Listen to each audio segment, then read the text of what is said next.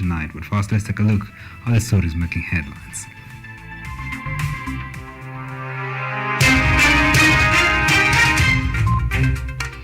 Fuel prices reach historic high as government ends subsidy program.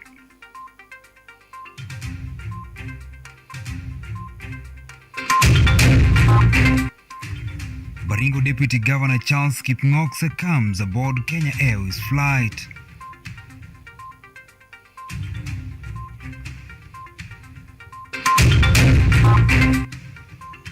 Parents raise concerns about the CBC curriculum after President William Ruto's inauguration speech.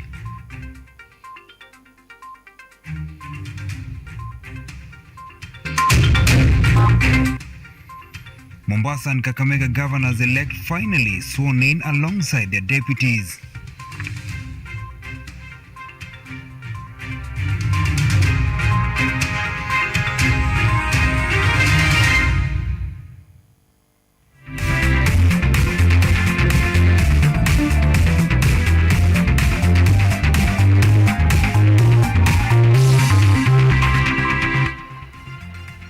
This is KUTV Primetime News with OMONDI OTIENO. Welcome to the broadcast, and I want to learn with the company of Sharon Boys, our sign language interpreter tonight, and streaming live this broadcast on our social media platforms on Facebook, KUTV Kenya, on Twitter, KUTV_Kenya. It's also live on YouTube at KUTV Kenya Live. Now, following the government's rolling back of fuel subsidies, fuel prices have reached a new high. In Nairobi, the price of 1 litre of petrol has increased by 20 shillings, right from 159 and 12 cents to 179 and 30 cents. Our reporter Susan Wayaki gives us the details of how Kenyans' reception on the new changes. The removal of the fuel subsidy, which had previously protected Kenyans from rising fuel costs, has been the primary cause of the huge hike in fuel prices.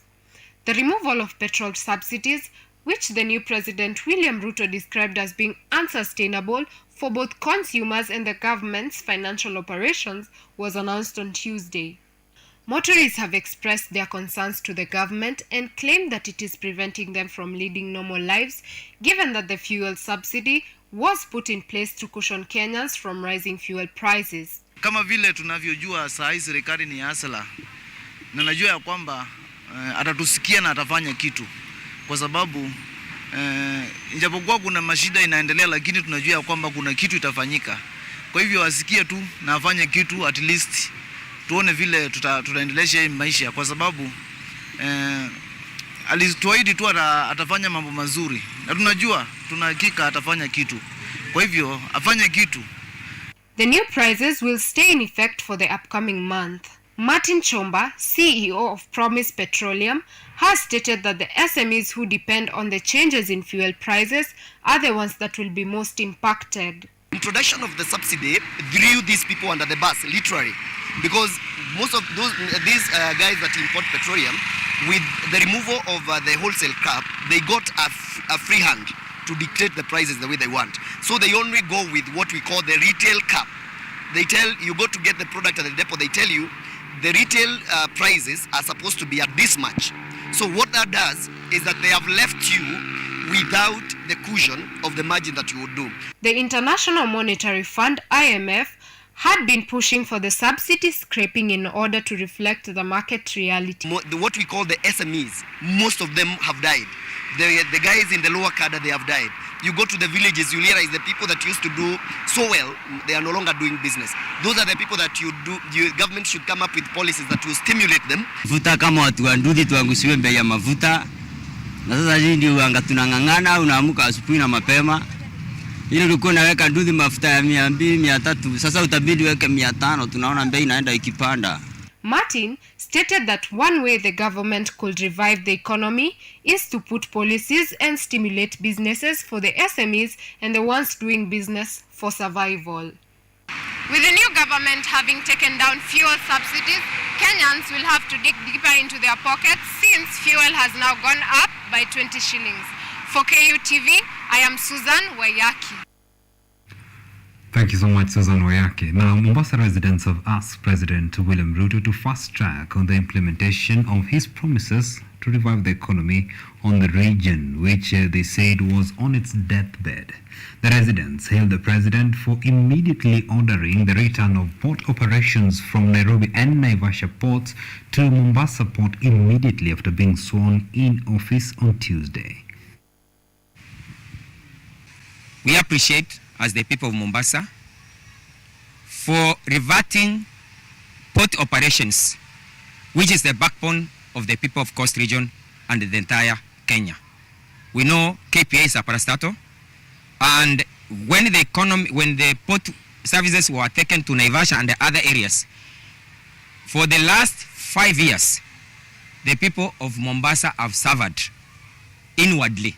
We really appreciate you, and we want to assure you that we will support you 100%, and we are ready to work with your government to ensure that you realize and achieve your aspiration as laid within the manifesto of the Hustler Nation.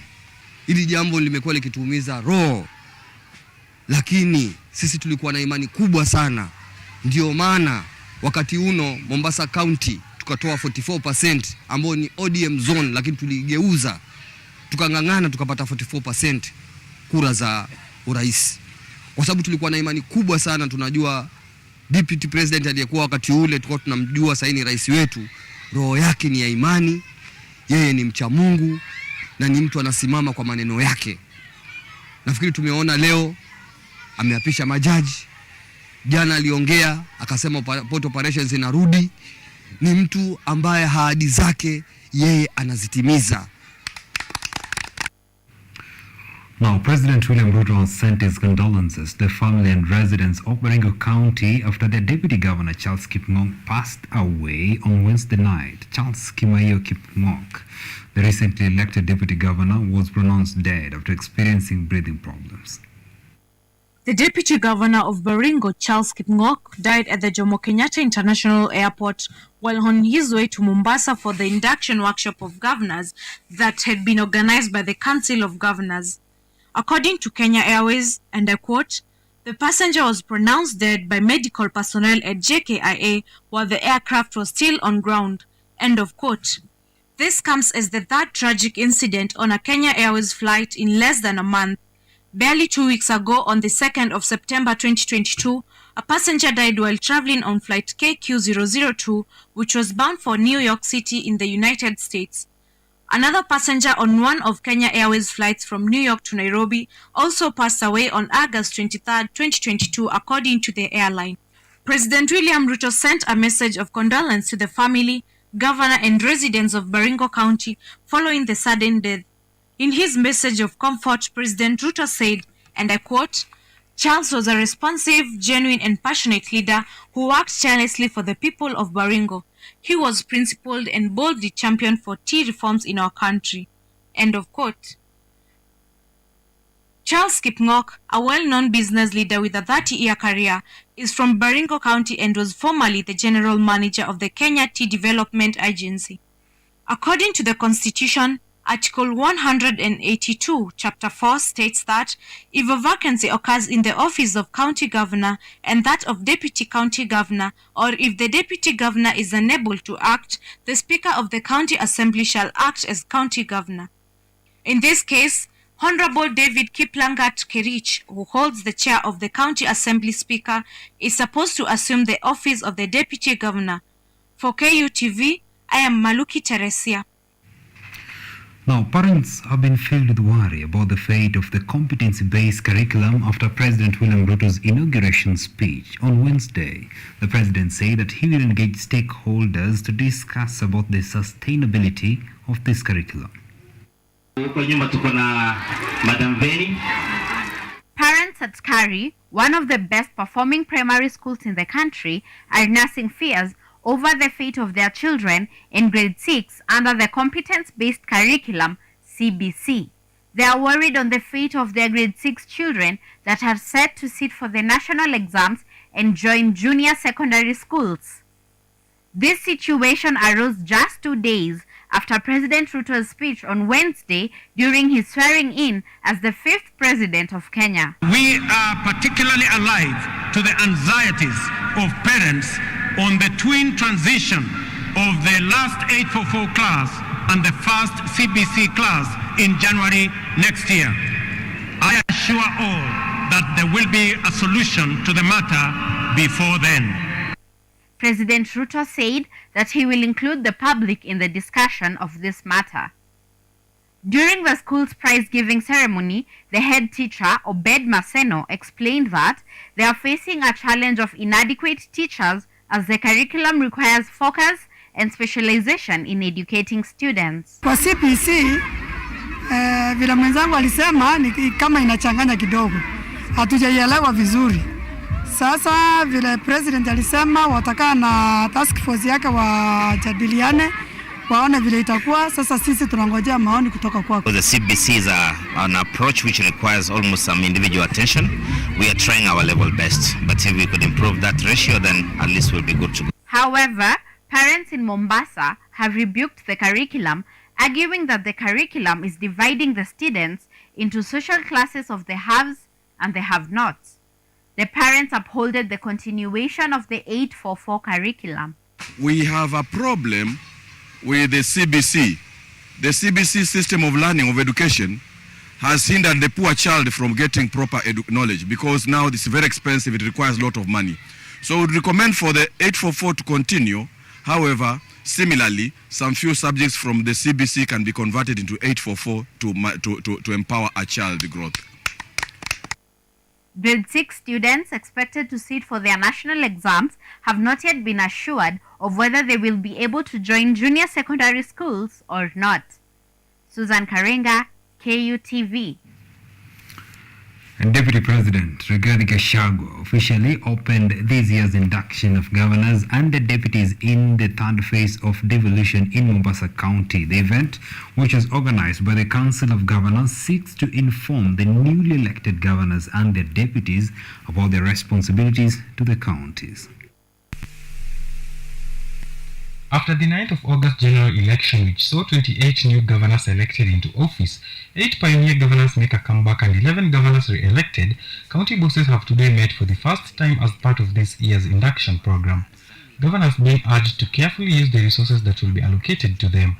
People wanted resources to percolate to their level, and this was an important selling point for the constitution. Speaking during the exercise, Deputy President Rigathi Gachagua said that all pending bills will be submitted to internal counties audits and that the governors should provide the better governance for the people who elected them.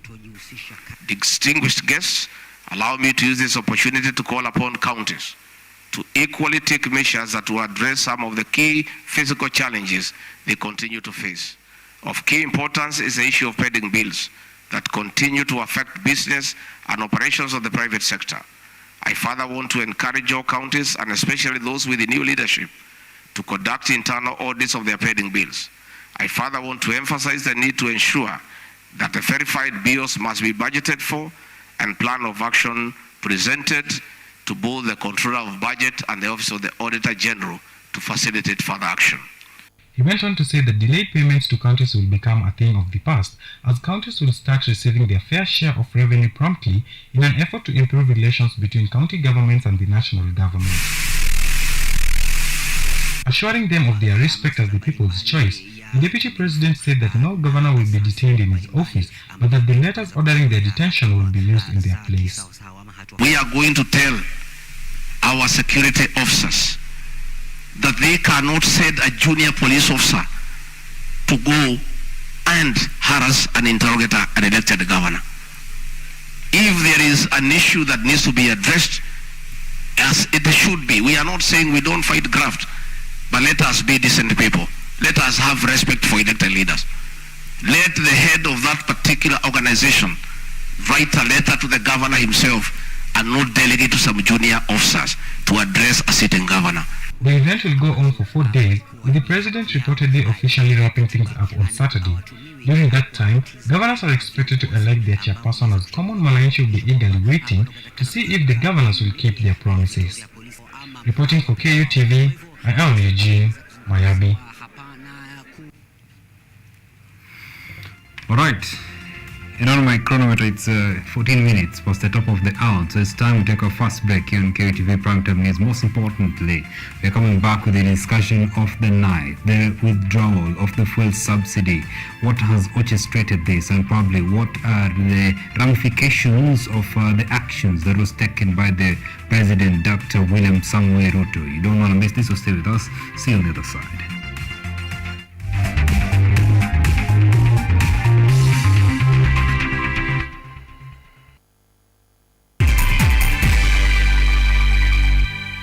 Driving and riding without incidences on the road is such an amazing experience. But do you know while many road traffic crashes are avoidable, human behavior continues to be the leading cause? Speeding, lane indiscipline, drunk driving, distracted driving, failure to wear a helmet, and failure to use available pedestrian ways have been flagged by NTSA as the fatal 6 behaviors likely to lead to a fatal crash and serious injuries. As part of the Usalama Barabarani campaign, we request all road users to prevent these fatal 6 behaviors for their own safety and that of others. When driving, ensure your speed is within the stipulated limits, the road ahead is clear before overtaking. Stick to your lane, keep left unless carefully overtaking. You're well rested if driving on long distances, and you never drink and drive. Usalama Barabarani starts with you. Fika Salama.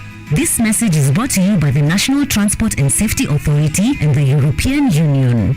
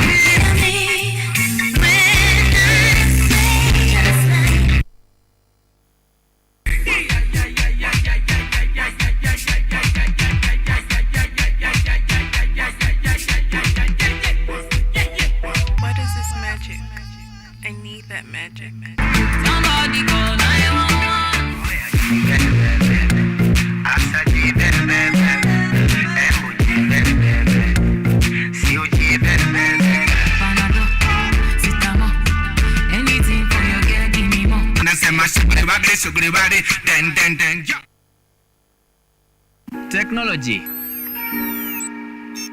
science, innovation, ICT and research. These are the ingredients upon which the solutions to the 21st century problems are founded. In a world that is rapidly changing, it's all hands on deck to ensure a balance in all fields of life.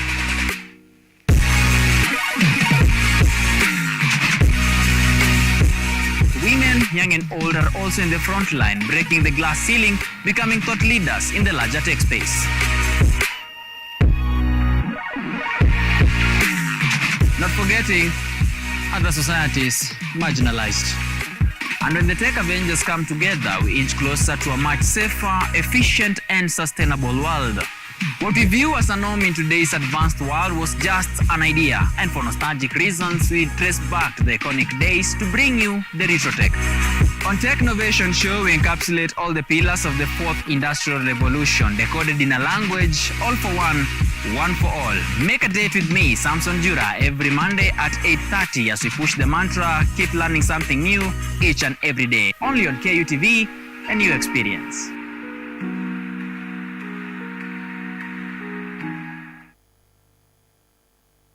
Unemployment has hit you hard.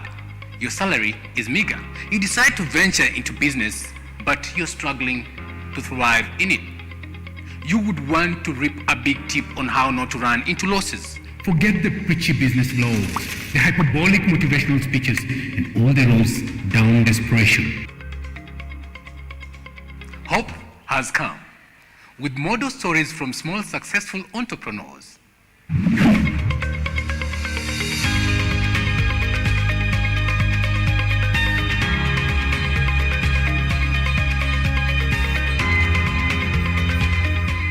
We tell you these tales weekly on The Budding Entrepreneur. Join us as we help you make your trade profitable and often smile to the bank.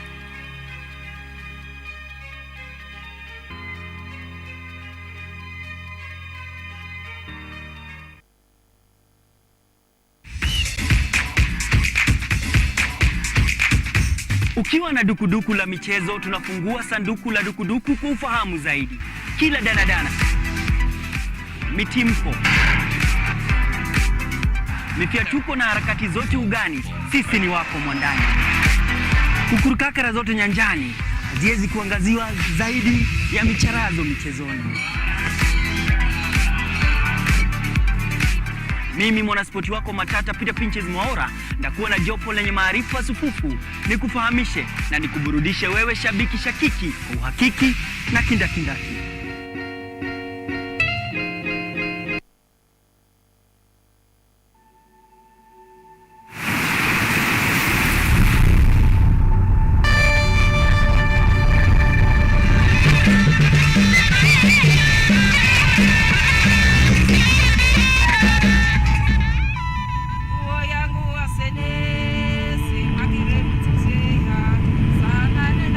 Karibu kwenye mitindo ya kipwani.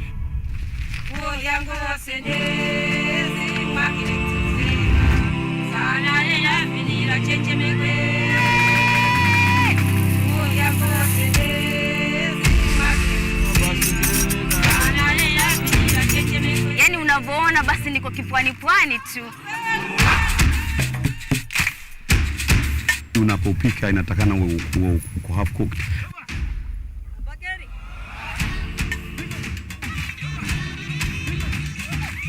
Tui ni nazi imekunwa, inawekwa kwa hii samaki juu.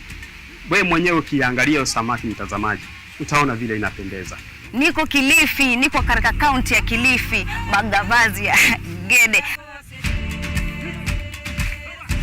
Samaki mwenyewe ndio huyo. Huyo kidogo samaki kidogo iko na maajabu kwa sababu ni tumbo yake iko juu ya kichwa. Karibu sana kwenye mitindo ya kipwani hapa KUTV, ukiwa nami nahodha mwendesha chombo, si mwingine bali ni bibie huwa linalunukia na kuvutia, Waridi Samu. Stream live mitindo ya kipwani on our KUTV Facebook page every Saturday 4 p.m.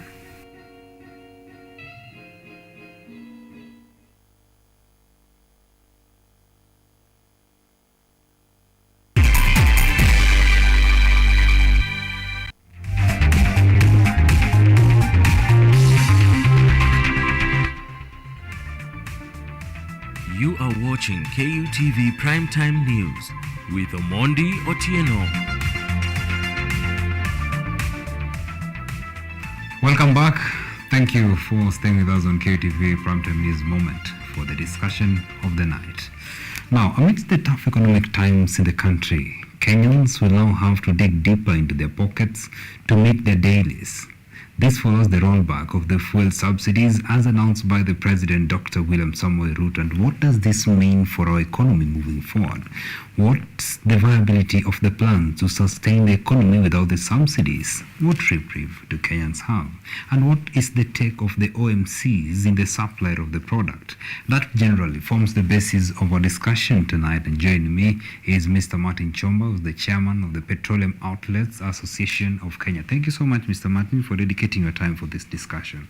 Thank you for having me. All right, let's get the ball rolling. Now, the removal of the subsidies was an executive order that was given by the President, Dr. William Samoei Ruto, during his inauguration. So we'd want to know, as the OMCs, we understand that the subsidies were a form of a compensation to the marketers during the period in which these subsidies were in place. So how will this move really affect the marketers of this commodity, and will the business of supplying to it to the consumers be smooth and seamless? I would want first of all to maybe explain that I'm the chairman of Petroleum Outlets Association of Kenya, which is a group, an amalgamation of small-scale traders who are not affiliated to the OMCs. When you talk about OMCs, you're talking about the multinationals. So, and these are the people that these are actually either the individual companies or consortiums of the oil marketers across the country. And when you talk about marketers, there's a difference between the marketers and the distributor. Distributors are the people who are having the retail points, and then we have the marketers, the people who import. Having said that, I would say that what has happened is the removal of the subsidy is the best thing that could have happened to this country, because of one, the economic models or theories that are applicable in a capitalism economy do not allow for the subsidy the way it was crafted in this country. Why do I say that? I'm saying that because if you look at what has been happening is we have one end of the pipe, a capitalist system, and that is where we source the product competitively through something we call the open tender system. But then along the distribution value chain, we introduce a command economy. I am not a very good student of economics, but I know that you cannot mix those two theories and end up with anything sustainable for the economy or for the mwananchi. And that has created the mess that we have had.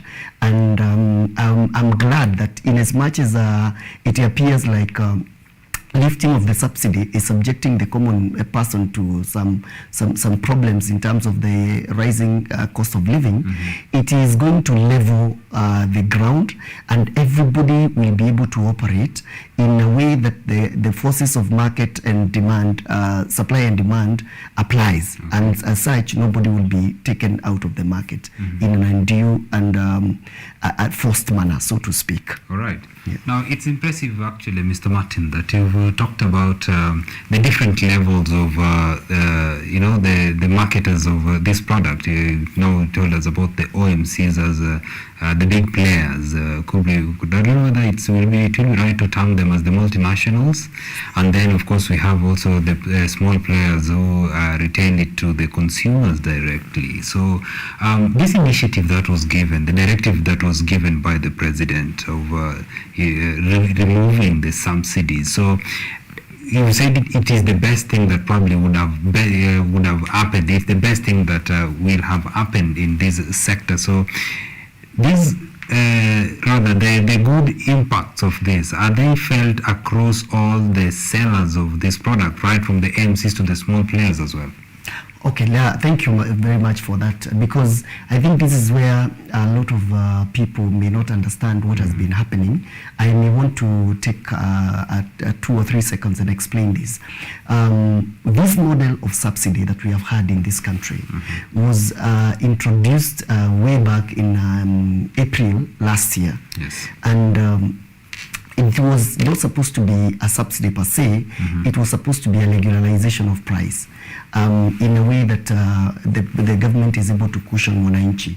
Then what happened is, when this was set roaring by the government, the EPRA agency that is tasked with the pricing of petroleum commodity in this country was persuaded by the multinationals, the importers, that they have to remove something, a component within the pricing regime called the wholesale cap.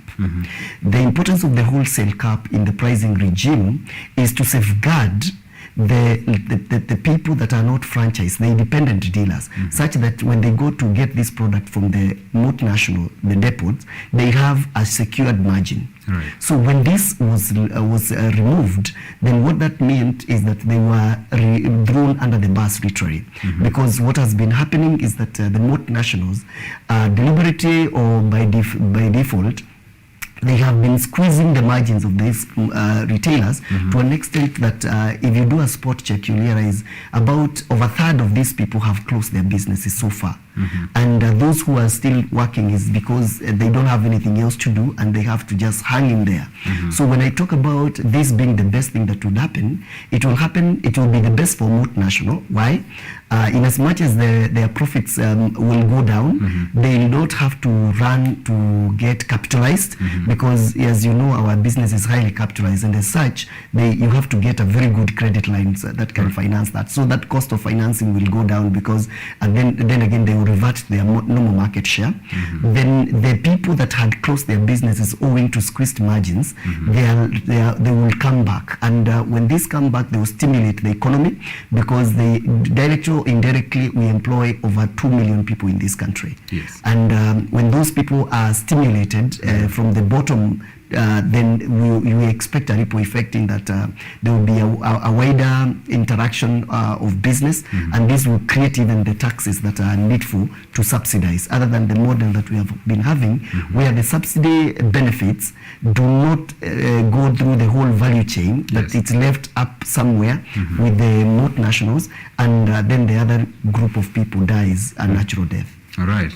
Impressive. Now, maybe just on a light note, I'll just give you this question from a layman perspective, because we get it from the layman, thoughts in the ground, where people are saying that if the price of petrol has increased by 20 shillings, when initially the subsidy was there, it was subsidizing this price of petrol per litre for about 59 shillings. So some people have been laying allegations that probably this subsidy, as you mentioned, that it used to probably mostly benefit the big players, the multinationals. So could it be that it was also, because if you do the difference in the price increase, 20 shillings vis-a-vis the 59 shillings, that some of this cash was also used to fund probably private people in this sector as well?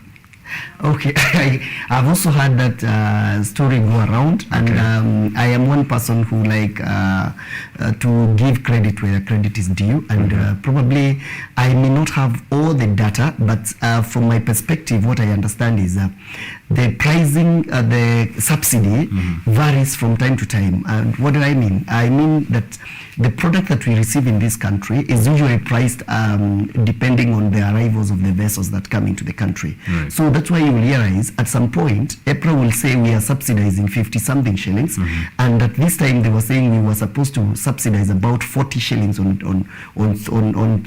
diesel, 20-something shillings on super, and another 40, maybe 40 or so on IK, what we call illuminating kerosene, such that when they decided to remove the cap, they removed everything for super and subsidized 20 shillings on diesel and another 20 shillings on kerosene. So what happens is the difference between the pricing of the product that we are pricing at this time, because if you look at what is happening in the international market, the prices have started plummeting. Right. We are now doing about $90-something per barrel, and sometimes 80-something, all way from the highs of $120 per barrel. So you realize that when we were receiving crudes and products maybe that were priced in maybe May or June, the prices were very high there, and the kind of the amount being subsidized was also high. Yes. So the product that we have today, we are subsidizing lesser. So that could be the difference that has played. All right. Yeah. Now, maybe it's noteworthy that in July, the International Monetary Fund, IMF, had given a directive that Kenya should scrap off the fuel subsidy by October. So even if we are seeing it, of course, coming into play in September 15, it's probably just coming, 15 days earlier than what the IMF had, the IMF had given, the directive that IMF had given. And in this review, there was I'm told it was to realign fuel prices to the global fuel price and for the public interest. So, what role does the IMF play in in our fuel prices? Because if they are giving a directive that we should be removing our fuel subsidies by October, so what role exactly do they play when it comes to how we conduct business here and in the fuel sector as well? If I remember my international relations classes well, we'll say that Bretton institutions, which IMF is one of them, they are largely interested with promoting capitalism in the form of market models.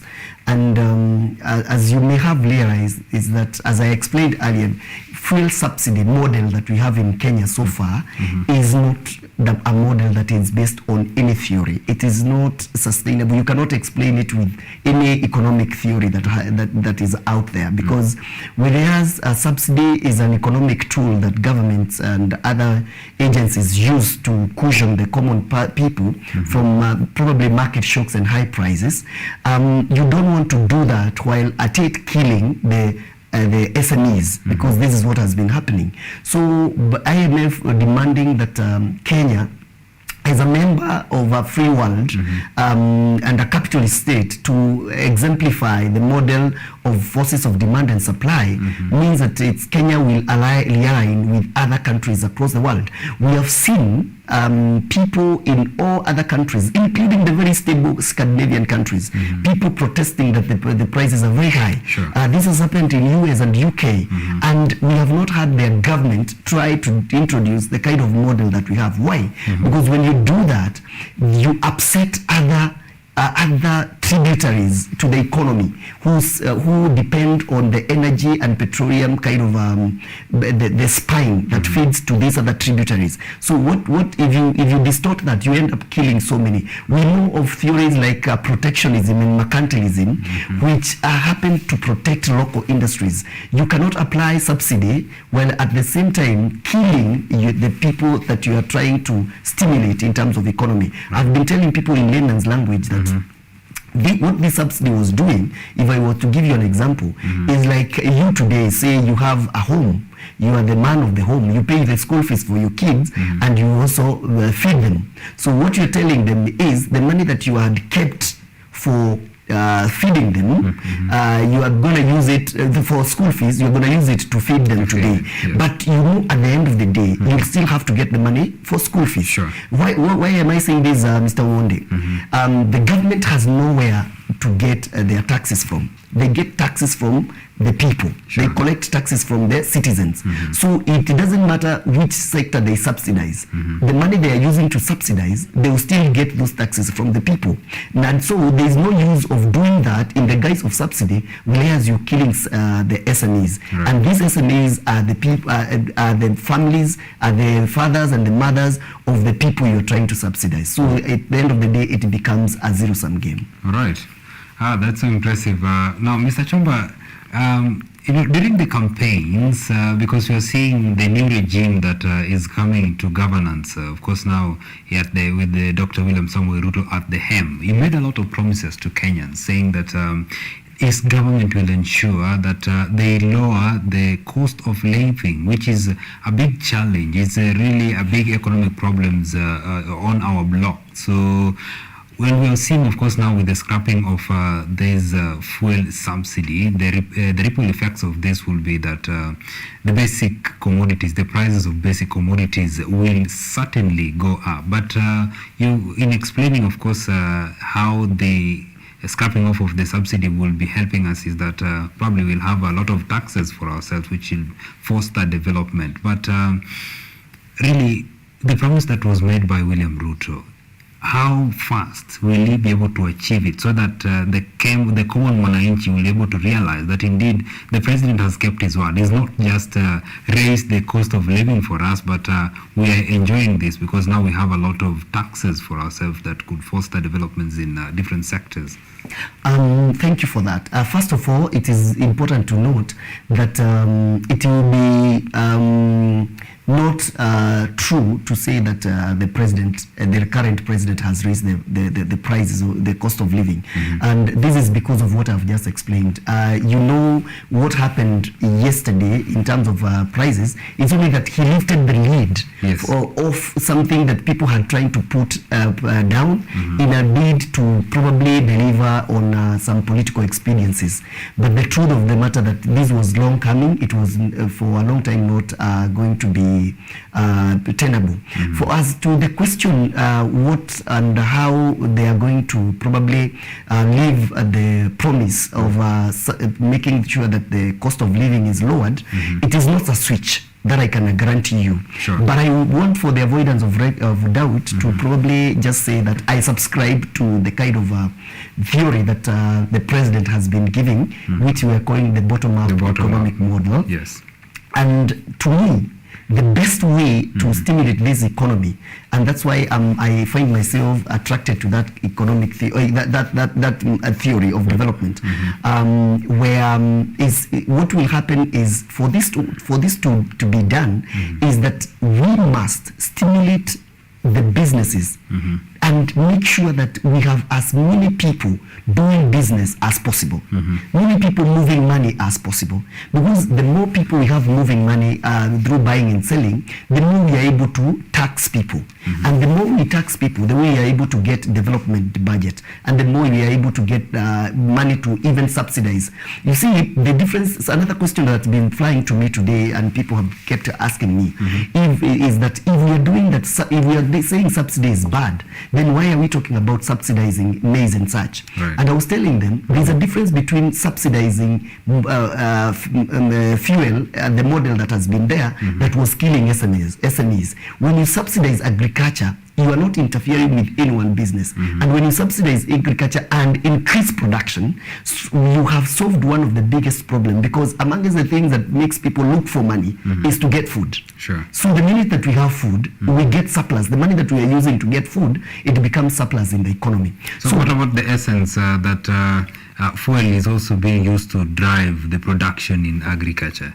You see, fuel now happens to be just a component within the whole value chain of the agricultural production. And as such, there are other components that we are able to subsidize. So if we subsidize other things and the fuel component is not subsidized, it will not have that big effect.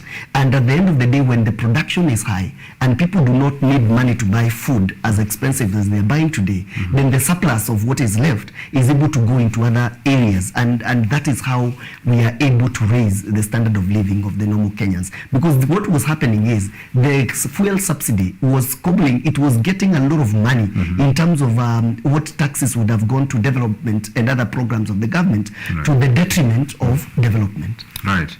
Now, of course, just to borrow from what you say, that the best way that we could grow this economy, rather the best way that could sum up the bottom-up economic model would be to stimulate business.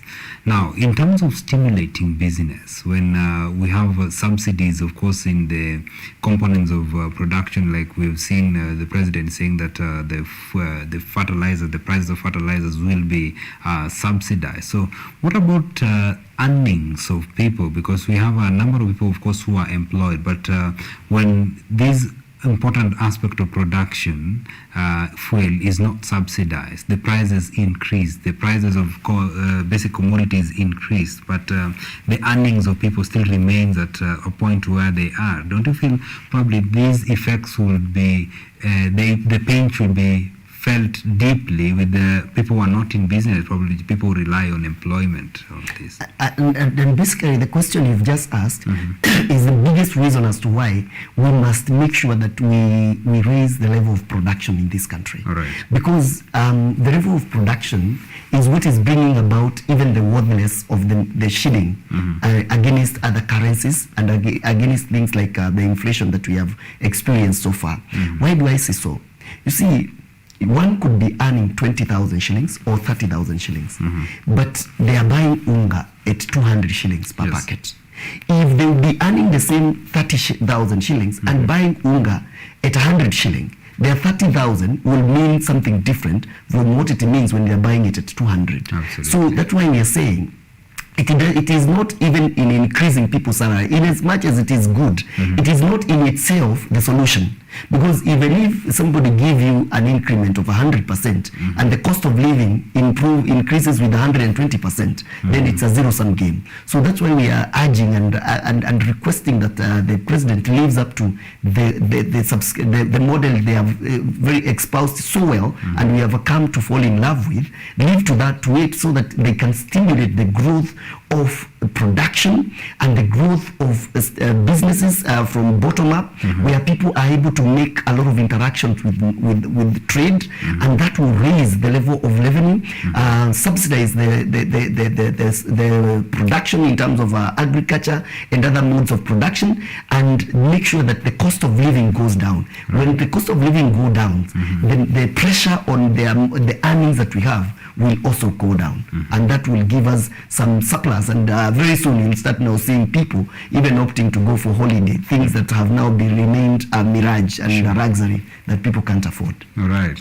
Now, because we have a government that we can say it's a government of its word, because some of the promises that the president made during the campaigns, we've seen him implement some of them, like on the very first day when he was being inaugurated as the 5th president of the Republic of Kenya, implementing some of the ideologies, some of the manifestos and the agendas that he had. So in what way, rather, because the government, the people rather, if they are to benefit from the sitting government, they have to align themselves to the ideologies of this government. So in trying to, in an attempt to live up to the dreams of this government, where we have trying to transform the country with the bottom-up economic model. So how best should people position themselves so that they can benefit from these economic models? They opt to do a lot of business, go into the production side, so that they are, at the very bottom of this hierarchy, they can also rise up. So what's the best position for people who would want to benefit from this regime? I would say that the question can be answered in two ways. It is it is a question that speaks both to the government and to the people. Right. The first thing I would urge the government, let me start with the government, is something that I've been telling my friends during the campaign. A lot of people that are friends with me, or we are connected, and they used to ask me, what are the parameters that you gauge to take your vote where you need to take it? And I used to tell them that the person that will promise me that they're not going to do local borrowing from the local banks, that person can have my vote in the pocket and stay with it. Because I was so sure that one of the biggest problems that we have had is when the government started competing with the common business person for money in the local commercial banks. Right. As an individual, you don't have the leverage of collateral that the government has. Sure. And as such, you are not considered by the commercial banks for loans as much as they would consider the government. Yes. And as such, you have found that has left businesses unable to get loans to continue on their expansion programs and even sustainability. So we are urging the government to ensure that the economic bottom-up economic model will thrive. Among the thing is that if we need budgetary support, I would want to urge my president now to try and see other sources of finance, because this will free the local commercial banks, because banks are usually in the businesses of selling money, to try and look for other markets to sell their money. Yes. And this will find them in places where Wanjiko, OTIENO, and Wasike are, and those people now are the people that will are involved in the bottom-up economic model. If you remember this is what happened when the late President Mwai Kibaki took office, and you would find that even outside your studio, you'll get there are people who are trying to sell money, and that is what now stimulates the economy, because when people are able to borrow money from commercial banks, they engage in economic activity, and those economic activities generate taxes, and the ripple effect is that there is money circulating in the economy. The other facet is once the government has done that, it will provide enough leverage for people to borrow money. And also, as they have promised to give us money in terms of the groupings that they have been talking about. So I would want also to urge the common person to realize that what I've seen so far, I have not met, I am not holding brief for the president and the government, but I am speaking from what I have seen. I once met him through a professional body called KEPSA, which we are a member of, and I explained our issues, and the ease with which he understood what I was trying to explain left me feeling that he is the right man for the job. And now what I would want to urge people, because of what he has demonstrated in the last 2 days, if it is anything to go by, I think it's high time to align ourselves with what his manifesto is talking about. If you are a young man out there, get yourself in a group. Try to do something so that when the Hustler Fund is established, because it appears that it's, the president was very keen on this Hustler Fund. When it is established, then you are in a position whereby you can take advantage of that, get some skills, or even if it's just a kidogo skills, to do business or to do something. I thank God that the government that has left invested a lot in the TVETs, and they have trained quite a number of people. So be among those people that are trained, get yourself a skill such that when you receive the Hustler Fund and any other fund that may come to help the Wanjiku, then you can take advantage of it from a point of knowledge, so that it's not just people being given money and they're not even able to manage that money. So get yourself, align yourself in a position where the government can help you. All right. That's so impressive, Mr. Chomba. Now, they've had the best thing is to align themselves, of course, to the manifestos of this government. They're saying of talking of the hustler funds. One condition was that they should be having themselves in groups and they're doing something. And of course, it's good that you mentioned to us that if the government would not be borrowing locally, the domestic borrowing will have a lot of money, of course, in circulation for the startups and the SMEs to borrow money locally and do business. So that is so impressive, probably because of the interest of time. Mr. Chomba, I don't know what you could be having, probably final remarks for the citizens as we wind up this discussion. What I would want to tell the citizens of this great country of ours is that in as much as I empathize and sympathize with us, the feeling like we are getting exposed to high cost of living, in the short run, this is the best way that our economy can get back on track. What the president has done is that he has just taken us back on rails of a train that had veered off the road. Because when everybody now start working and everybody within the value chain of petroleum distribution start getting something, everybody, it will be a win-win for everybody. But the lie of a subsidy that somebody is getting money and they are not, unless people are getting grants from outside, money that we don't need to pay back, then the subsidy theory was a zero-sum game. It is getting money from one pocket and putting it to the other pocket, and while at it, killing a whole spectrum of the SMEs value chain. So brace yourself and expect good tidings. We expect that the markets are responding and everything is going to be all right if everybody takes their rightful position without interest of making others like the way the business has been squeezed out of the market in a deliberate manner. So Kenyans, it's gonna be all right. I can authoritatively say that if we stay on the course. All right. Thank you so much, Mr. Martin Chomba, for those great insights. And of course, now Kenyans have an understanding of what has happened and what to expect. And as you have just said, lowering the cost of living is not a switch.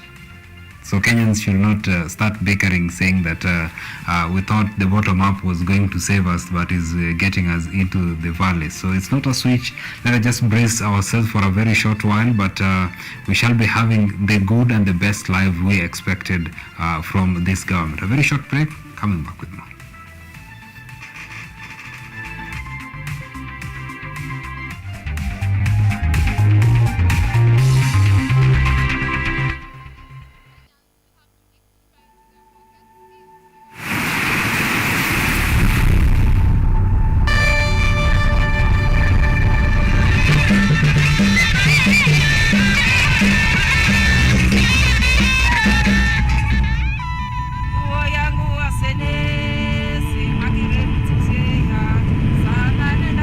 Karibu kwenye mitindo ya kipwani.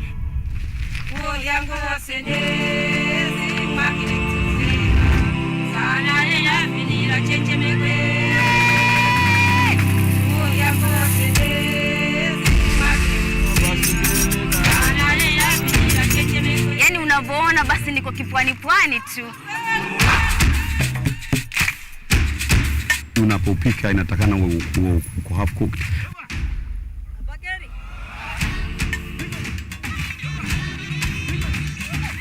Tui ni nazi imekunwa, inawekwa kwa hii samaki juu. Wewe mwenyewe ukiangalia samaki, mtazamaji, utaona vile inapendeza. Niko Kilifi, niko katika kaunti ya Kilifi, Magavazi ya Gede. Samaki mwenyewe ndio huyo kidogo. Samaki iko dogo, iko na maajabu kwa sababu ni tumbo yake iko juu ya kichwa. Karibu sana kwenye mitindo ya kipwani hapa KUTV, ukiwa nami nahodha mwendesha chombo, si mwingine bali ni bibie huwa linalonukia na kuvutia, waridi tamu. Stream live mitindo ya kipwani on our KUTV Facebook page every Saturday 4 p.m.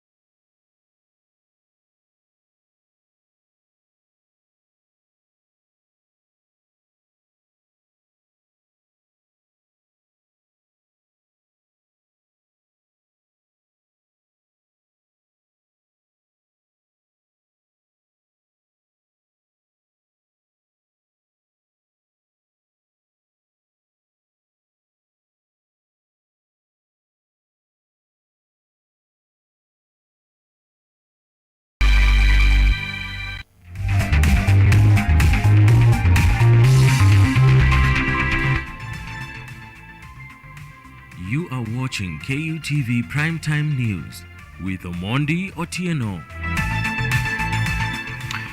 Welcome back and thank you for staying with us. Let's carry on. Now, Nairobi Governor Johnson Sakaja today appointed 8-member task force to review reforms in the county's health sector.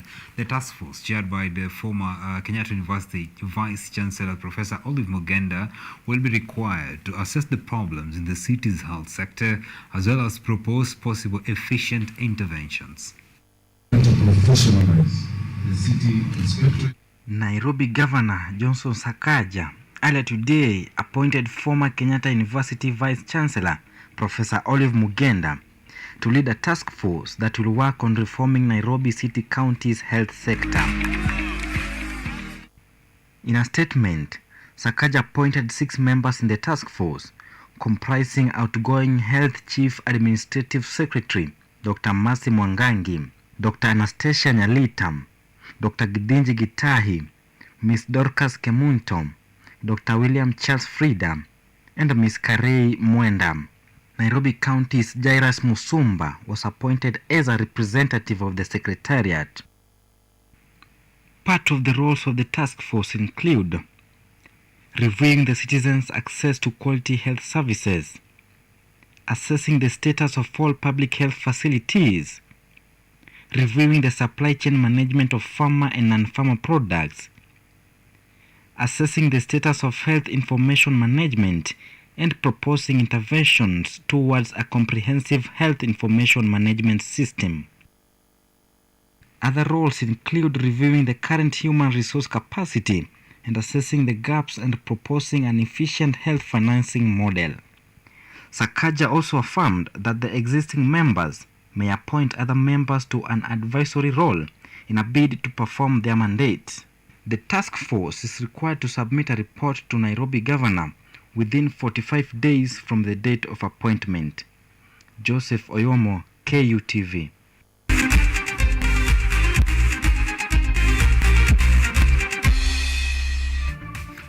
Alright, let's now take a look at what's happening in the world of sports. Now, Lindsay Stars has today appointed Bernard Molala as their new head coach ahead of the Football Kenya Federation FKF Premier League. Molala will work with Vincent Otieno, who has been serving as a stand-in coach since July as his assistant coach. Now, he has proven his potential by leading Kakamega Homeboys to a second-place finish where they lost the Premier League title to Tusker on goal difference last season. And Harambee Starlets and Vihiga Queens right back Vivian Nasaka is set to join Hakakiruguk Football Club in the Turkish Women's Super League. The 22-year-old has impressed the Western-based club in winning the CAF Club Championships, as well as helping her team to participate in the CAF Championship League debut in Egypt. The versatile defender has risen in her career representing Kenya in under-20s to being a key member of the Harambee Starlets. She also proved potentially in the 2020 Turkish Women's Cup and now becomes the fourth Kenyan lady to join the Turkish team after Jereko Dogo, Gentrix Shikangwa and Asia Kida. And now, Chelsea ended their home match at a 1-1 draw with Salzburg yesterday night at Stamford Bridge with no win in this season Champions League, making them lag behind in their group match at 2-1. Erling Haaland netted his 11th